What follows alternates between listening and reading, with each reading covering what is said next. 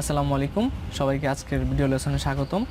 তো আমরা পর্যায় সারণী পর্যাবৃত্ত যে ধর্ম রয়েছে, মৌলের পর্যাবৃত্ত ধর্ম, সেই টপিকটা নিয়ে আলোচনা করছিলাম এসএসসি লেভেলে। তো আজকে পর্যাবৃত্ত ধর্মের আরেকটি টার্ম হচ্ছে আয়নীকরণ শক্তি বা আয়নীকরণ বিভব। এটাকে আমরা বিভবও বলতে পারি। ওকে, আয়নীকরণ শক্তি বা বিভব বা ইংলিশে হচ্ছে আয়নাইজেশন এনার্জি অথবা পটেনশিয়াল। যাই হোক, তো এখানে আমরা একটা সংজ্ঞা দিয়ে রেখেছি, আর তোমাদের এসএসসি লেভেলে যে আয়নীকরণ শক্তির বিষয়ে যতটুকু তথ্য দেওয়া রয়েছে ঠিক ততটুকু তথ্যের আলোকেই আলোচনা করার চেষ্টা করব। তো এখানে তোমাদের বইয়ে ঠিক সেম সংজ্ঞাটাই দেওয়া রয়েছে, আমি এখানে যেমনটা লিখলাম আর কি। তো এখানে তোমরা সংখ্যাটা নিশ্চয়ই দেখতে পাচ্ছ যে গ্যাসীয় অবস্থায় কোনো মৌলের এক মূল গ্যাসীয় পরমাণু থেকে এক মূল ইলেকট্রন অপসারণ করে এক মূল ধনাত্মক আয়নে পরিণত করতে যে শক্তির প্রয়োজন হয় তাকে আয়নীকরণ শক্তি বলে বা আয়নীকরণ বিভব বলে। তো এটা আসলে কিভাবে ঘটে, তো এই সংজ্ঞার মানে সাথে আমি আরও কিছু কথা বলতে চাই যে নিকটবর্তী নিষ্ক্রিয় যৌগের ইলেকট্রন কাঠামো অর্জনের জন্য স্বাভাবিক প্রয়োজনে যে কোনো একটা গ্যাসীয় পরমাণুর সর্ববহিঃস্থ স্তর থেকে এক বা একাধিক ইলেকট্রন অসীম দূরত্বে সরিয়ে নিয়ে মানে ধনাত্মক আয়নে পরিণত করতে যে শক্তিটা প্রয়োজন পড়ে আর কি, যে শক্তিটা দেওয়া লাগে, ঠিক আছে। তাই আয়নীকরণ শক্তির বোঝার জন্য একটা ডায়াগ্রাম আমি আঁকবো, আর তোমাদের বইয়েও একটি ডায়াগ্রাম রয়েছে। আর মূলত আয়নীকরণ শক্তি হচ্ছে আয়ন বানানো বা আয়ন তৈরি করা, ঠিক আছে। তো আমি একটা ডায়াগ্রাম দেখাই, ডায়াগ্রাম দেখানোর সাথে সাথে তথ্যগুলো বলি, আর একটু পরে আমরা যে পর্যায় সারণীতে দেখে আমরা একটু মানে গ্রুপ বা একটা পর্যায়ে দেখব যে এই আয়নীকরণ শক্তিটা কীভাবে ডান দিক থেকে বামে পরিবর্তিত হয়। মূলত এটা একটা পর্যাবৃত্ত ধর্ম আর কি, এটা আয়নীকরণ শক্তি, ঠিক আছে।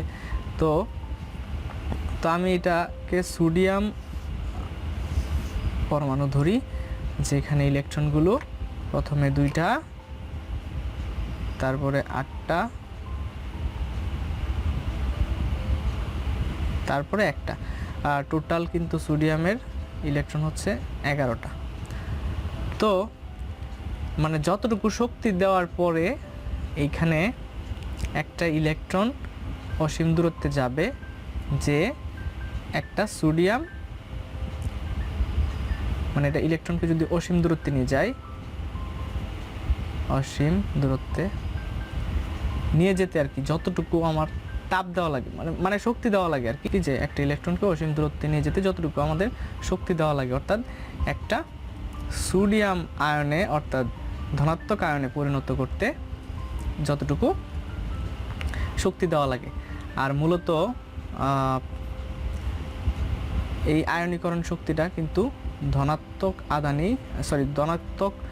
আয়ন তৈরিতেই কিন্তু তৈরি করে আর কি মূলত। তো এটি আসলে এখানে যেটা তোমাদের এসএসসি লেভেলে যে তথ্যগুলো দেওয়া রয়েছে, এখানে কিন্তু একবারে সিম্পল তথ্যগুলো দেওয়া রয়েছে, তেমন ডিপলি কোনো আলোচনা নাই। তো এখানে আসলে একটা বিক্রিয়া ঘটে, বিক্রিয়া বলতে শক্তি যখন দেওয়া হয় তখন এটা আসলে মানে তাপ অনেকটা হারায়, তাপহারী বিক্রিয়া এটা, ঠিক আছে। তো যাই হোক, তো এখানে আমি আরেকটু দেখাই যে আরেকটু কথা বলি যে এই যে ডায়াগ্রাম, সোডিয়াম থেকে সর্ববৃহৎ শক্তি স্তর থেকে একটি ইলেকট্রন অসীম দূরত্বে নিয়ে যেতে যতটুকু শক্তি প্রয়োজন হয়েছে ততটুকু শক্তি আসলে আয়নীকরণ শক্তি, অর্থাৎ একটা সোডিয়াম আয়ন তৈরি হয়েছে। অর্থাৎ সবসময় কিন্তু আয়নীকরণ শক্তি ধনাত্মক আদানি তৈরি করে, মানে ধনাত্মক আয়ন তৈরি করে, ঠিক আছে। এভাবে আমরা আরও অনেক দেখতে পারি, যেমন লিথিয়াম একটা ইলেকট্রন ছেড়ে লিথিয়াম আয়নে পরিণত হয়, তারপর সোডিয়াম একটা ইলেকট্রন ছাড়ে সোডিয়াম আয়নে পরিণত হয় ধনাত্মক আয়নে। এইভাবে আমরা যদি দেখি যে ক্যালসিয়াম 2টা ইলেকট্রন ছেড়ে ধনাত্মক আদানে পরিণত হয়। তো এখানে তোমাদের যে সংখ্যাটা দেওয়া রয়েছে এভাবে পড়তে পারো, অথবা বলতে পারো যে নিকটবর্তী নিষ্ক্রিয় গ্যাসের ইলেকট্রন কাঠামো অর্জনের জন্য স্বাভাবিক প্রয়োজনে কোনো বিচ্ছিন্ন গ্যাসীয় পরমাণুর সর্ববহিস্থ স্তর হতে এক বা একাধিক ইলেকট্রন অসীম দূরত্বে সরিয়ে নিয়ে ধনাত্মক আয়নে পরিণত করতে যতটুকু শক্তির প্রয়োজন হয় আর কি, যে পরিমাণ শক্তির প্রয়োজন হয় সেটা হচ্ছে আসলে আয়নীকরণ শক্তি বা বিভব। ঠিক আছে, তো এই হচ্ছে মূলত কথা। তো এখন আয়নীকরণ শক্তিটা হচ্ছে একটা পর্যায়বৃত্ত ধর্ম। বাম দিক থেকে ডান দিকে গেলে কীভাবে সেটা পরিবর্তন হয় সেটা আমি একটু এই পর্যায় সারণী থেকে দেখতে পারি। তো পারমাণবিক ব্যাসার্ধ কমলে আয়নীকরণ শক্তির মান বাড়ে, আর পারমাণবিক ব্যাসার্ধ বাড়লে আয়নীকরণ শক্তির মান কমে যায়। তো এখন দেখি কিভাবে কমে। যে এই পাশ থেকে যখন এই পাশে যাওয়া হয় তখন কিন্তু তার ইলেকট্রনের পরিমাণটা বেড়ে যাচ্ছে, প্রোটনের সংখ্যা বেড়ে যাচ্ছে।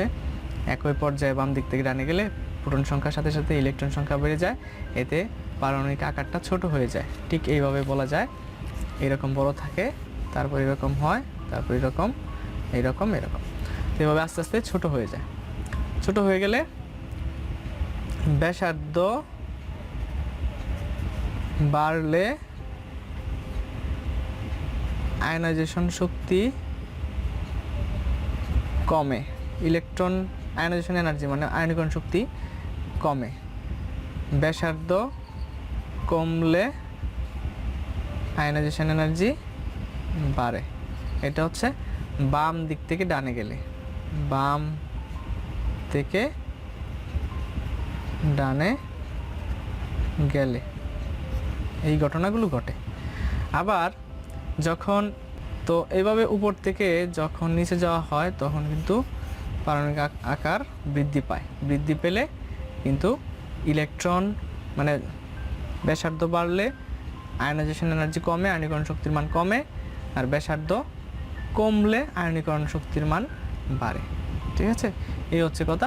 তো এখন আমরা তিনটা জিনিস দেখি পর্যায় সারণী থেকে। সেটা হচ্ছে আমরা যদি এই গ্রুপটা চিন্তা করি তাহলে উপর থেকে নিচে গেলে পারমাণবিক আকার বৃদ্ধি পাবে। তার পারমাণবিক আকার বৃদ্ধি পেলে, অর্থাৎ এখানে যদি বলা হয় হাইড্রোজেন, লিথিয়াম, সোডিয়াম, এই কয়টা যদি ধরি তাহলে লিথিয়ামের এর থেকে এর আয়নীকরণ শক্তির মান বেশি, এর থেকে এর বেশি, এর থেকে এর বেশি। অর্থাৎ উপর থেকে নিচে গেলে আয়নীকরণ শক্তির মান কমে, উপর থেকে নিচ থেকে উপরে গেলে আয়নীকরণ শক্তির মান বাড়ে। তারপর যদি আমরা এই গ্রুপ থেকে এই পর্যায় থেকে দেখি, বাম দিক থেকে ডানে গেলে প্রোটন সংখ্যা বৃদ্ধি পায়, অর্থাৎ পারমাণবিক ব্যাসার্ধ কমে যায়। পারমাণবিক ব্যাসার্ধ কমে গেলে আয়নীকরণ শক্তির মান কী করবে? বেড়ে যাবে।